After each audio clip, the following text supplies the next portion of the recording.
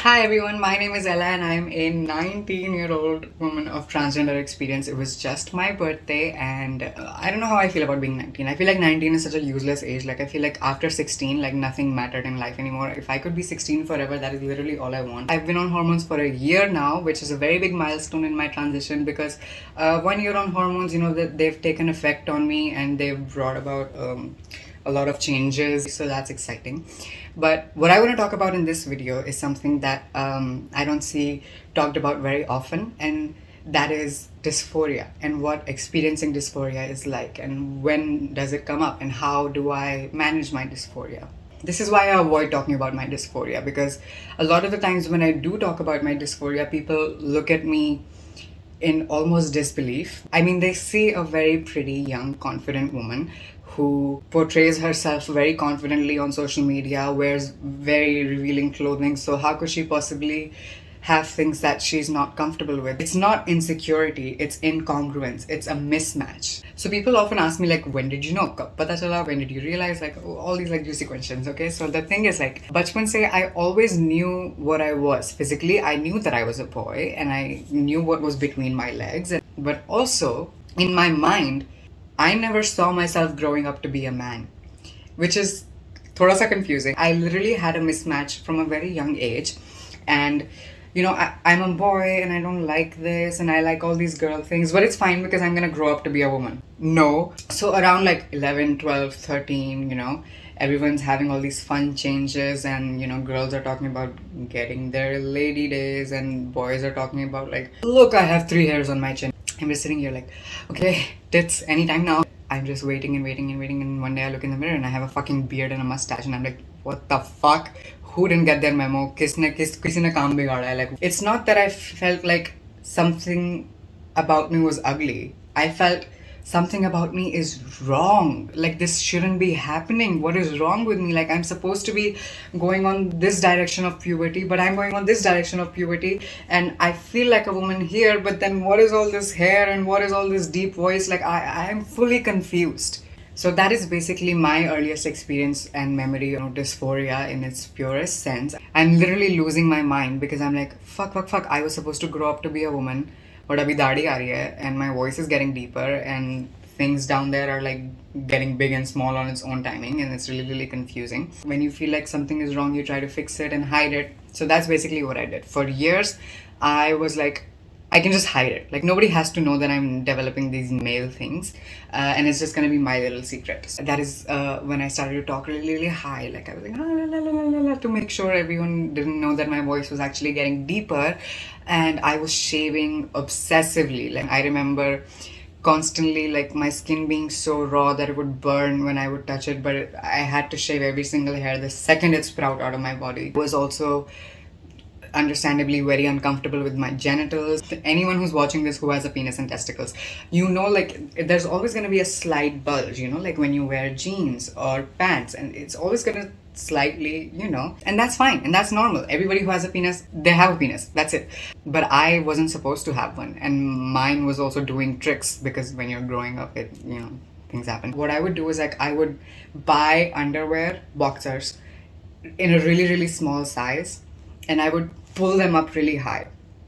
And that is how I would go to school every single day. Bahut dard, uncomfortable all the time. Like, it would be fine in the first couple periods, and then eventually through the day, I'm just like, fuck, fuck, fuck, kaise baithu, that it stops hurting. But then, I would rather that than there be a slight bulge in my pants. That is how strongly dysphoria, disturbs us. One of the saddest things about dysphoria, a lot of young people, उनको पता नहीं है उनके साथ क्या हो रहा है, and a lot of them are taking these scary, dangerous measures. At the end of the day, like, that wasn't healthy for me to have your stuff, squashed and crushed all day.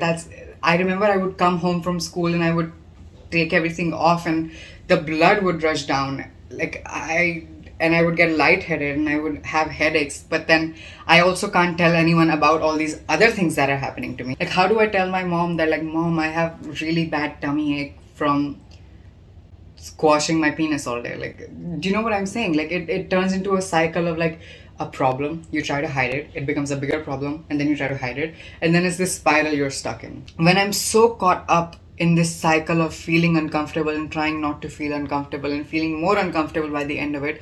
Obviously, my life ka every other aspect is also suffering. Right when I started puberty is when I completely fell off of academics, completely fell off of socializing. So I'm constantly trying to overcompensate for that. So I'm like, okay, I am wrong, but I don't have to do wrong. I found that comfort in other people and validation by other people, especially by teachers in my school. My teachers in my school were very, very nice. But also, I think a lot of the connection that I did have with them was that getting praise from them made me feel good about myself in a way that me personally, I could never do that for myself. This is also the age where kids are starting to get mean. Bullying is never fun. I'm sure if any of my older teachers are watching, like 4th to 7th, 8th grade, almost every other day I'm calling home sick and I'm going home. I'm lying. Every single day I'm hysterical, in tears, and I'm like, I have really bad stomach ache and I just want to go home. Everything that I'm experiencing with this thing playing like a record in the back of my mind. Are you like, is your bulge showing? Is there hair on your face? Is your voice too deep? Did you say that too, like, are you walking weird? Like, hold your shoulders back so they don't look as broad. I'm so caught up in my own mind. I feel like I didn't live my life. I cannot look back and remember one day, even the fun, most exciting days, going out with my friends. I cannot remember a time where I wasn't scared. मैंने रो रो के बिंदी गिरा दी. Anyways, so basically what I'm saying is like it's something that is so intense and it feels like you are, in the purest sense, going crazy. I felt like I was losing control over my life. I felt like I was ruining my friendships because I'm constantly anxious. So I'm having these like weird mood swings and outbursts. I mean, I'm always in survival mode, like, okay, something is wrong with me, and then anyone saying the slightest thing would just like shoot me off. That is dysphoria. Dysphoria is horrible. It comes up at the worst times. Sometimes you can be having the best day and then you just come home and you cry yourself to sleep. That's literally just how it is. But one of the things that really helped me, really truly helped me, was getting diagnosed. Knowing that I'm feeling something that is a feelable thing, like other people go through this as well, and I'm not insane and I'm not abnormal, almost immediately took a lot of the pain away, because it took a lot of the shame away. If you feel like bad things that you are feeling and bad things that are happening to you are your fault, you don't talk about them, because लोग क्या छुपाते हैं, लोग अपनी गलतियां छुपाते हैं. And I was thinking this whole time कि like मेरी गलती है, I'm doing something wrong, something is wrong with me, and so I'm not talking about my problems to anyone, and therefore my problems are getting bigger in my head. Resonating in other people was really comforting, because you find out how other people are dealing with these things and you can then get on your process of learning to deal with dysphoria.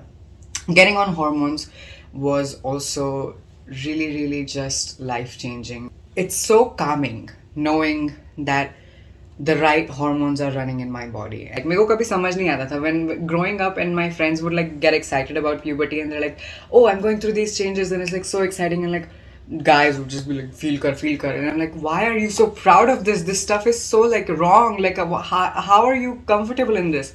But now I get it. Now that I'm like growing in a way that feels right to me, I am excited about it. I'm like, oh, like I'm looking a little juicy in the back. My skin's a little soft, and it's really exciting. To people watching who also experience dysphoria, the best thing that you can do for yourself is to keep reminding yourself that you are not your dysphoria, and your dysphoria isn't caused by you.